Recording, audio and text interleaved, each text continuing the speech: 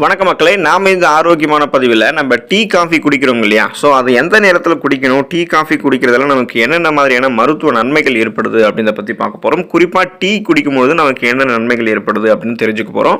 So டீயோடைய வகையில் நிறைய types வந்து இருக்குங்க இல்லையா? ஸோ ஒவ்வொரு டீக்குமே என்னென்ன நன்மைகள் இருக்குது அப்படின்னு தெரிஞ்சுக்க போகிறோம். குறிப்பாக வந்து டீ குடிக்கும்பொழுது என்னென்ன மாதிரியான தீமைகள் நமக்கு ஏற்படும் அப்படின்றதையும் இந்த வீடியோட இறுதியில் நம்ம பார்க்க போகிறோம்.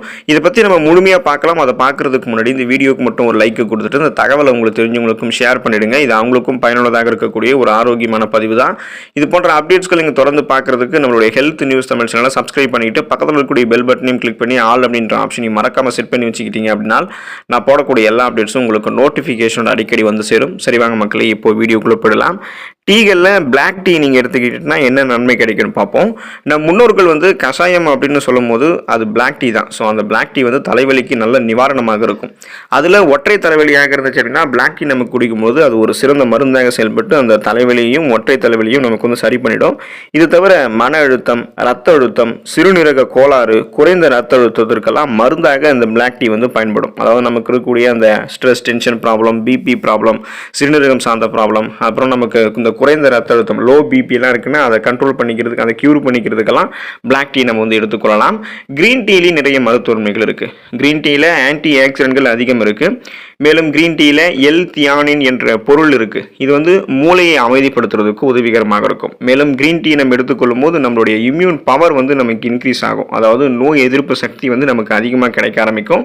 கிரீன் டீயை குடிக்கிறதன் மூலமாக நம்ம எப்போதுமே இளமை தோட்டத்தோடு இருக்கலாம். ஒரு ஃப்ரிஸ்கான, அதாவது ஒரு சுறுசுறுப்பான ரெஃப்ரெஷ்மெண்ட்டாக, ஒரு புத்துணர்ச்சியாக ஒரு மைண்ட் நமக்கு கிடைக்கும். உடலில் வந்து நமக்கு தசைகள்லாம் தளர்வு இல்லாமல் எப்போதுமே நம்ம வந்து ஒரு வலிமையாக இருப்போம். சுறுசுறுப்பாக செயல்பட ஆரம்பிப்போம். தோல் சுருக்கங்கள்லாம் எதுவும் இல்லாமல் இளமை பொலிவோட தெரிய ஆரம்பிப்போம். வயதான தோற்றமெல்லாம் நமக்கு கிரீன் டீ குடிக்கும்போது தடுக்கப்படும். புற்றுநோய் மற்றும் அந்த புற்றுநோய் கட்டிகள் ஏற்படுவது தடுக்கிறதோட உடலுடைய கொலஸ்ட்ராலோடைய அளவையும் இந்த கிரீன் டீ வந்து நமக்கு குறைக்கிறதுக்கு உதவிகரமாக இருக்கும். நம்ம கிரீன் டீ எடுத்துக்கொள்ளும் போது சைடு எஃபெக்டே இல்லாமல் நம்மளுடைய உடல் எடையை கூட குறைச்சிக்கலாம். அதுக்கு நம்ம தொடர்ந்து நம்மளுடைய அந்த டயட்டில் கிரீன் டீயை சேர்த்துட்டே இருக்கணும். மசாலா டீ, பெரும்பாலும் இந்த மசாலா டீ தான் நம்ம வந்து குடிக்கணும்னு ஆசைப்படுவாங்க. சுவைக்காக குடிக்கக்கூடிய இந்த மசாலா டீலையும் இன்னும் நிறைய நன்மைகள் இருக்குது. டீ தூளோட ஏலக்காய், லவங்கப்பட்டை, கிராம்பு, இஞ்சி போன்றவற்றை சேர்த்தோம் அப்படின்னா அதுதான் மசாலா டீ. இதில் இருக்கக்கூடிய ஒவ்வொரு பொருளுக்குமே இந்த ஏலக்காய், லவங்கப்பட்டை, கிராம்பு, இஞ்சி இது போல எல்லாத்துக்குமே மருத்துவ குணம் இருக்குது. ஸோ இது எல்லாம் ஒன்றா சேரும் போது இன்னும் நிறைய மருத்துவ நன்மைகள் நமக்கு கிடைக்கும். தொண்டையில் இருக்கக்கூடிய பிரச்சனையான சளி, வறட்டு இருமல், அப்புறம் குறிப்பாக நமக்கு இருக்கக்கூடிய உடல் வீக்கம், இது எல்லாத்தையுமே நமக்கு வந்து கியூர் பண்ணுறதுக்கு இந்த மசாலா டீ உதவிகரமாக இருக்கும்.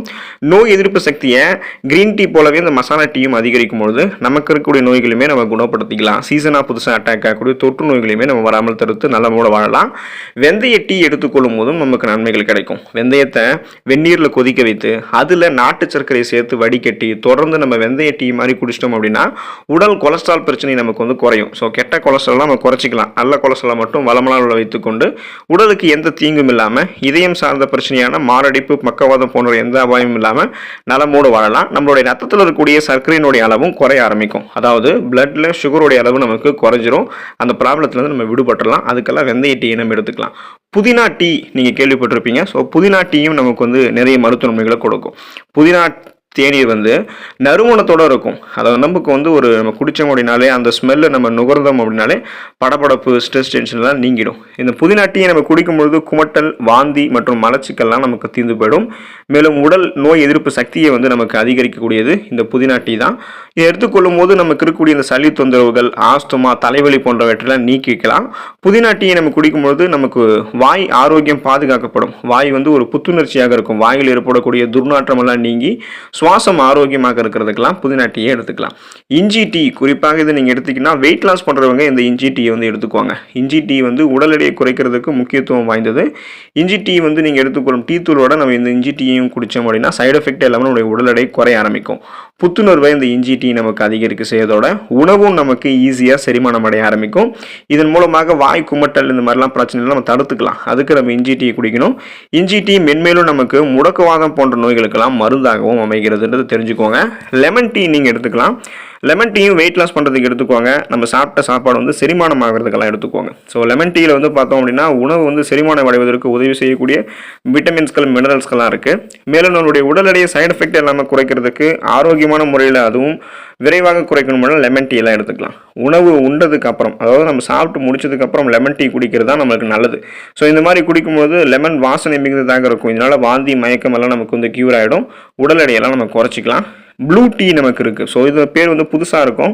இது கல்லீரலுக்கு ஆரோக்கியம் தரக்கூடியது அந்த ப்ளூ டீ. இந்த ப்ளூ டீ வந்து கல்லீரலில் இருக்கக்கூடிய கொழுப்பை வந்து கரைக்கும்.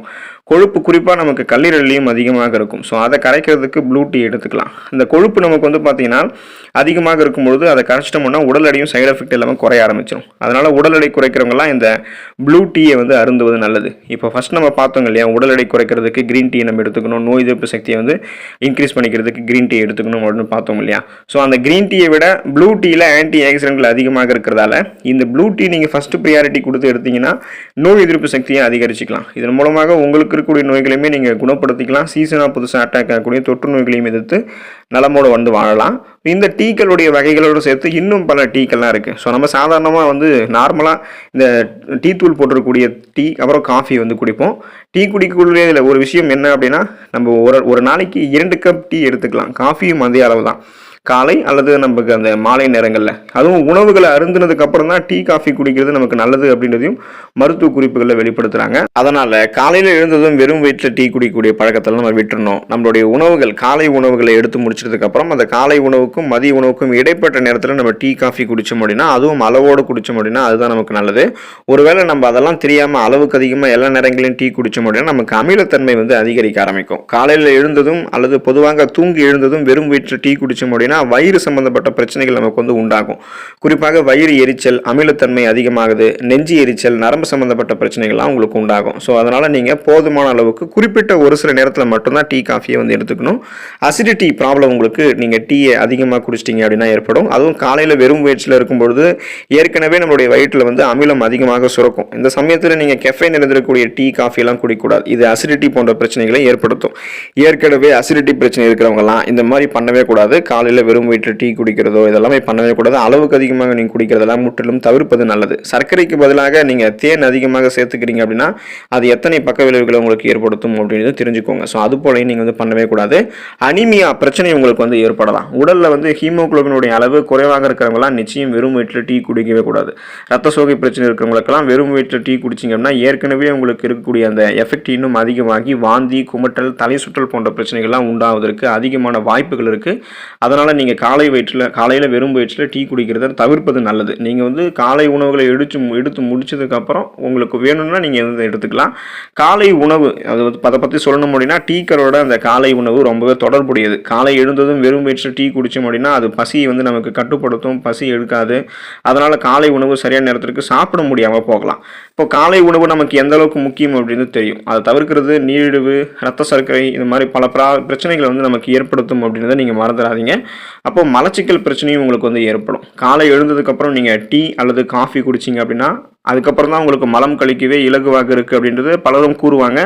நீங்களும் அதை பார்த்துருப்பீங்க. ஏன் அப்படின்னா அது குடல் இயக்கத்தை தூண்டி விடுமே தவிர வேறு எதுவும் பண்ணாது. ஆனால் டீயில் அதிகமான கெஃபைன் இருக்கும்போது அது மலச்சிக்கல் உங்களுக்கு ஏற்படுத்திடும். அப்போது நமக்கு மலச்சிக்கலெல்லாம் இல்லாமல் எளிமையாக நம்ம வந்து மலம் கழிக்கிறோம் அப்படின்றதுக்காக டீ காஃபியை அதிகமாக எடுத்துக்கொள்ளும் போது அது கடுமையான மலச்சிக்கலை ஏற்படுத்தும். அதுக்கு பதிலாக நீங்கள் காலை உணவுக்கும் மதிய உணவுக்கும் அந்த இடைப்பட்ட நேரத்தில் சோர்வாக இருக்கும்போது டீ காஃபி குடிக்கலாம். ஸோ அதுக்கப்புறம் ஸ்ட்ரெஸ் டென்ஷன் எப்போது இருந்துச்சு அப்படின்னா மாலை நேரங்களில் டீ காஃபி குடிக்கலாம். அது இல்லாமல் அனைத்து நேரங்களிலுமே தலைவலியாக இருக்குது அப்படின்னு சொல்லிக்கிட்டோ அல்லது டீ குடித்தாதான் இந்த நாளே போகும் அப்படின்னு சொல்லிக்கிட்டோ நம்ம எல்லா நேரங்களிலுமே டீ காஃபி எடுக்கிறது, குறிப்பாக வந்து கெஃபைன் இருந்திருக்கக்கூடிய அந்த காஃபி அதிகமாக எடுத்துக்கிறதெல்லாம் நமக்கு எப்போதுமே தீமை தான். மூளை அதிகமாக பாதிக்கப்பட்டு நம்மளுடைய நினைவாற்றலை கூட நம்ம இழந்துருவோம். இதயம் சம்பந்தமான பாதிப்புகள்லாம் கூட நமக்கு ஏற்படும். எனவே அளவோடு டீ குடிங்க. அதில் இருக்கக்கூடிய நன்மைகளை மட்டுமே பெற்று நலமோடு வாழுங்க. அடுத்த ஆரோக்கியமான பதிவில் மறக்காமல் சந்திப்போம். நன்றி மக்களே.